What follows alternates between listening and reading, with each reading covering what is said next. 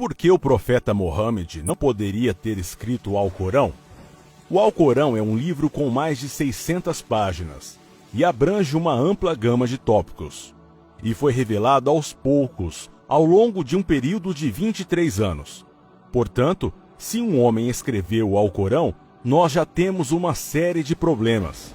Se você vai escrever um livro, como o Alcorão, e afirmar que é de Deus, você não pode cometer erros. O livro não pode se contradizer.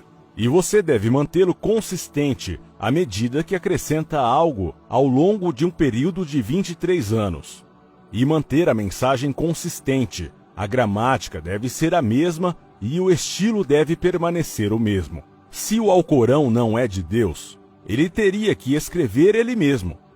Isso significa que no meio do deserto árabe, sem livros por perto, e sendo ele próprio analfabeto, teria de saber sobre diversas leis. A lei civis, a lei criminal, a lei de família, a lei trabalhista, a direito militar, a lei de lesões corporais, a direito imobiliário, a lei de imposto.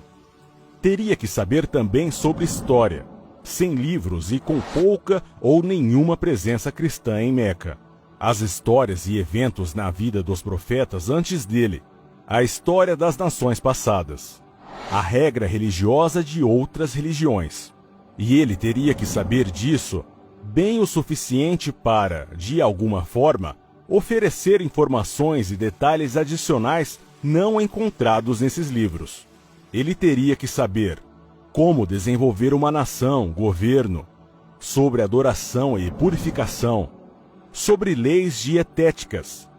Teria que conhecer psicologia, sobre o processo de criação, sobre o livre-arbítrio, sobre a distribuição de riqueza, sobre finanças e negócios, ciência, embriologia, oceanografia, placas tectônicas, formação de nuvem, raios UV, plantas, montanhas, abelhas, o cérebro humano, sobre o Big Bang, a grande explosão, e sobre a expansão do universo.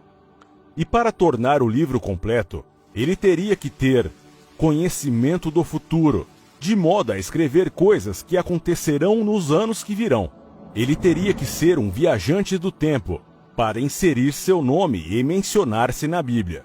Se ele afirma que o livro que escreveu é de Deus, não deve haver uma única contradição ou solução que não funcione. Ele também deveria manter suas emoções e vida pessoal fora do livro. O livro não deveria refletir momentos felizes nem tristes de sua vida. A escrita não deveria se tornar alegre e otimista, nem triste e sombria, como se um humano a escrevesse. Mas quando você lê o Alcorão de capa a capa, você não consegue sentir quando sua esposa morreu, quando suas filhas se casaram, quando seus netos nasceram, quando ele foi vitorioso e quando foi derrotado. Para qualquer um que examina o Alcorão, fica perfeitamente claro que não havia como um homem no deserto, há 1400 anos, escrever um livro assim. Mas e se fosse um comitê de mentes brilhantes? Uma sociedade secreta encarregada de corrigir, atualizar e reescrever o Alcorão ao longo dos anos? O trabalho deles seria garantir que o livro parecesse preciso, sem erros ou contradições, e continuar atualizando-o para concordar com a ciência e o mundo em mudança.